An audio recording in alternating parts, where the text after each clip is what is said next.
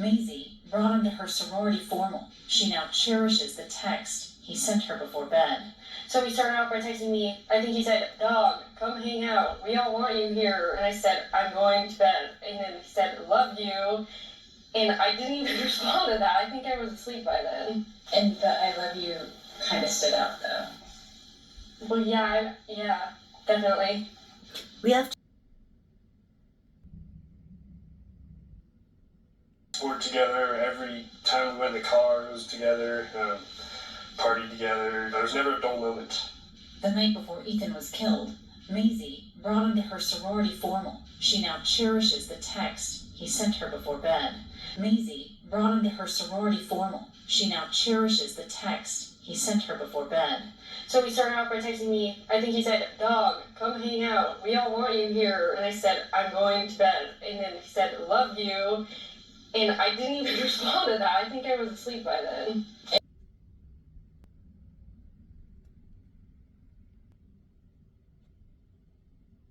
To come over. In the documentary, you tell the story of really not feeling alarmed when Dylan called you. I joked around with her on the phone. You know, it's something you would never expect. It's November, so I had shorts on, slides on. Like, I wasn't prepared to obviously stay there. I was just going over to check to see what's going on. I would say as soon as you get there, you know something's wrong. Hunter person to arrive to King Road to discover what happened. Their friend Josie Lauderin, who was also there, describing the moments in the docuseries. As soon as I stepped in the house, I was like, oh, something is so not right. Like, you could feel it almost.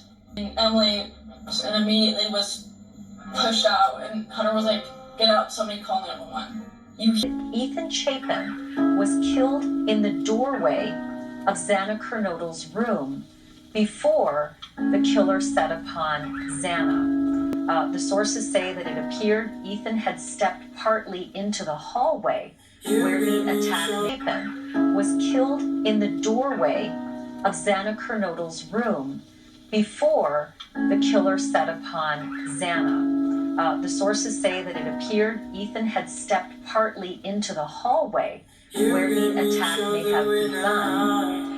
These sources also say that Ethan Chapin suffered a slash to the neck.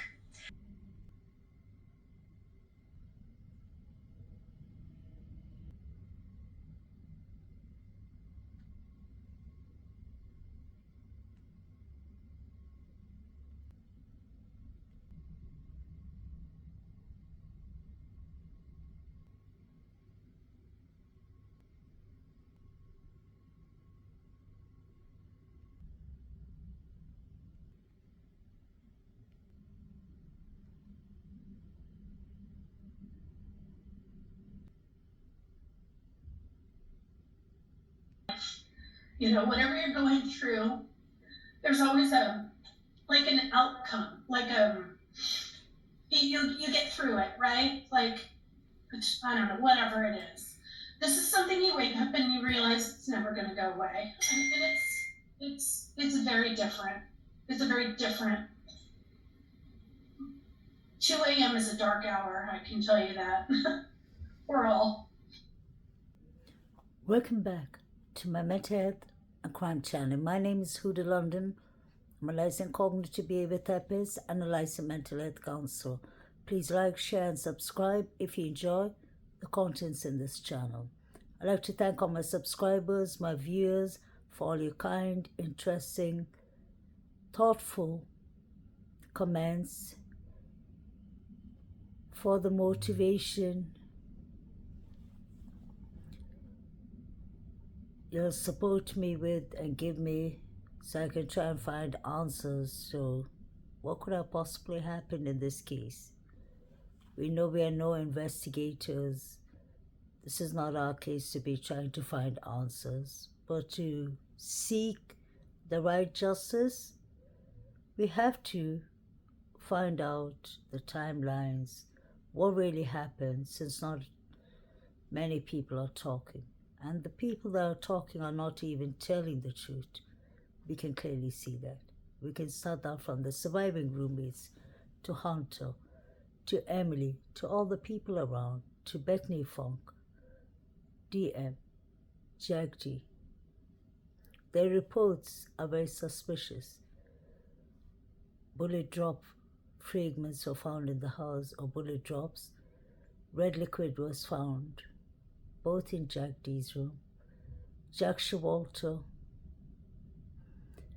evidence, DNA evidence was found in his room too, and yet they were not investigated properly, in my opinion. Both the Jacks were the last to see Kaylee and Maddie alive. Today I'd like to put my focus more on Ethan and Xana's timeline. From the very beginning, that was the one I believe was hidden, well hidden. The true timeline has never been exposed.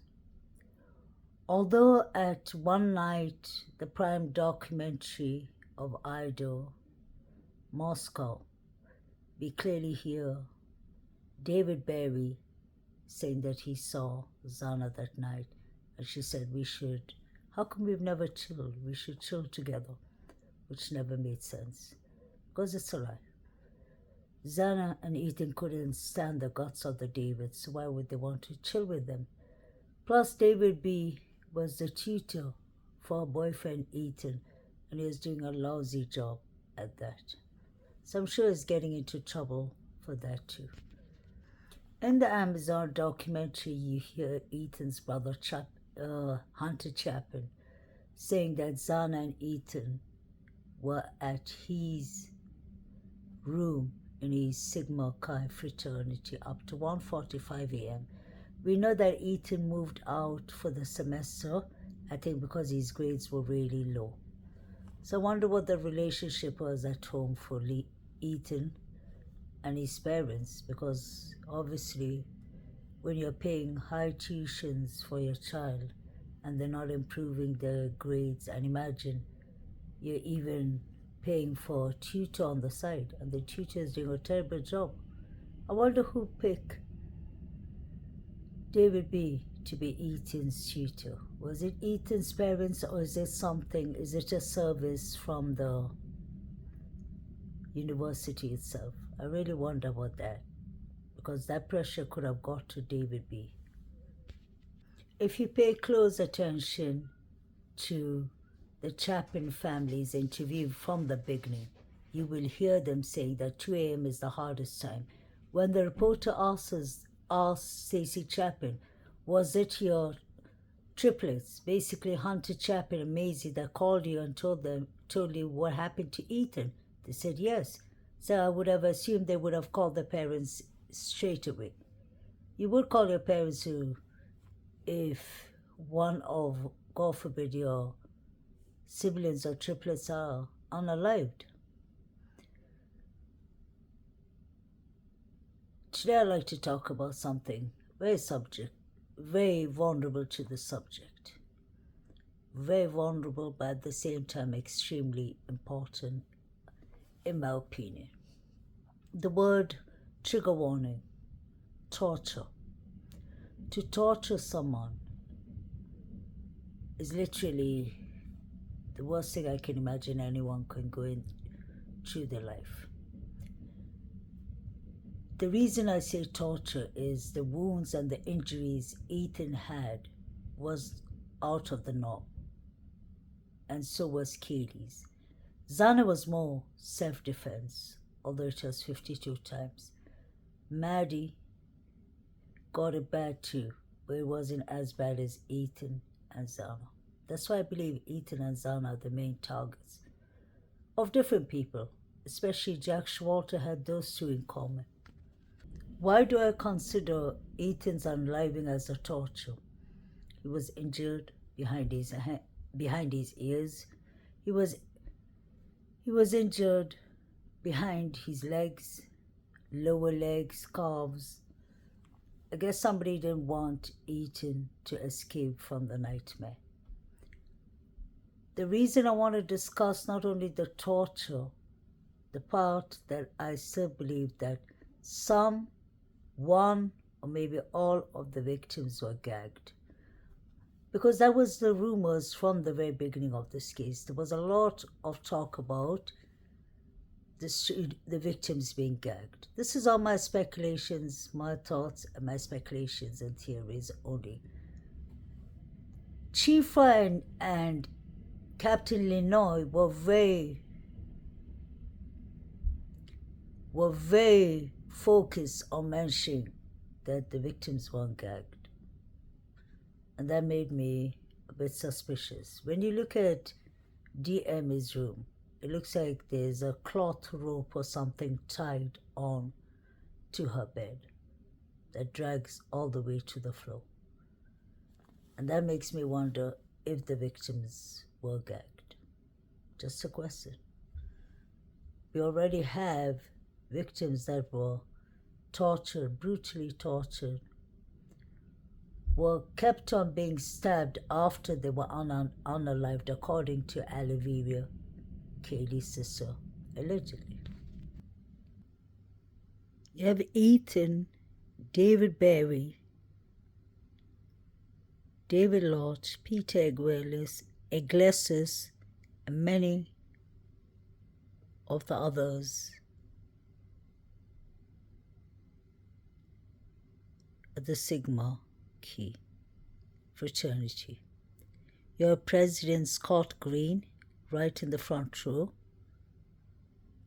So if Ethan was taking a semester off due to his grades, I wonder if he stopped studying for the whole semester, or was he just maybe banned from the fraternity?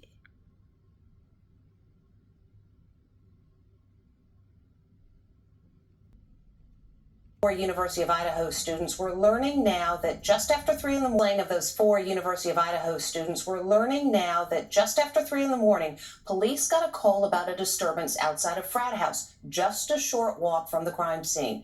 The murders happened not long after that call. But is there a connection? Jim Murray reports.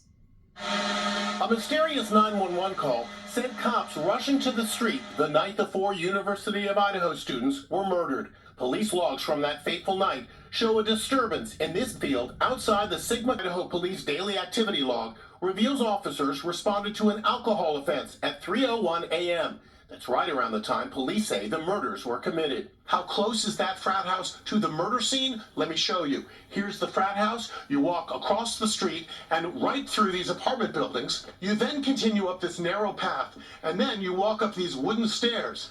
And there you are, right at the house. We spoke with Brian Enton, senior national correspondent for the cable news channel News Nation, which is airing a 1-hour special on the case Sunday. There's a lot of fraternity and sorority houses, and an alcohol call wouldn't be out of the norm. But it's still just weird to think about the fact that the police were so close to this house around the time the murders were happening. In a Save It Today to Inside edition, police said the incident is unrelated to the murders. The frat house is also under the microscope because 2 of the victims, Ethan Chapin and Xana Kernodle, partied there that night. And then I believe Ethan was found at the doorway of Xana's closet, right inside. And I believe Xana was found next to this box here. There's even a red liquid tissue on top of whatever's blood. Adderall. I wonder if anyone was suffering of ADHD or if they were just buying it from the black market, from dealers basically. They were washing it away with vodka. You can imagine what could have taken place that night, the con of it. You can see this is Xana's room. There is definitely red liquid. I wonder if that is a closet inside Xana's room. I do believe it could be. So Ethan wasn't attacked in his bed. I doubt. Let's not forget that the surviving roommates had 8 hours on the suspects to change the whole crime scene and to fabricate anything they wanted to. Have to keep that in mind. So was Ethan and Zana chilling in the living room? Did they get attacked here? Because he called his sister and he said, "We all miss you. Come chill with us." Where were they chilling? That's my question. The reason that I say the students, the victims, one or all of them could have been gagged is because when I look at DM, his bedroom, to start with, it looks like the crime scene. What is this rope or this cloth, rope-like substance hanging from a bed near the ghost face mask right up to the downstairs? Is that an extension? There's something that looks like red liquid on DM's bed and on DM's nightstand. Because I checked the drink's name and that is not the color of the drink. The drink should be yellow, substance color. Shouldn't be that color. That looks like dry red liquid. What are all these masks and ghost face masks doing in a room? And the blanket looks like it has red liquid, in my opinion. Why is this room so messy?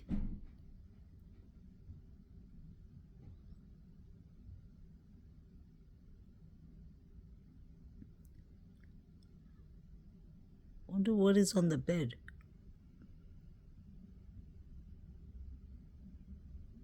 This red liquid or something red on the bed. J. Is it written KJG? Kaylee Jane Gonzalez. Maybe. Or just JG. Why is this blanket so red? Do you think the victims were gagged?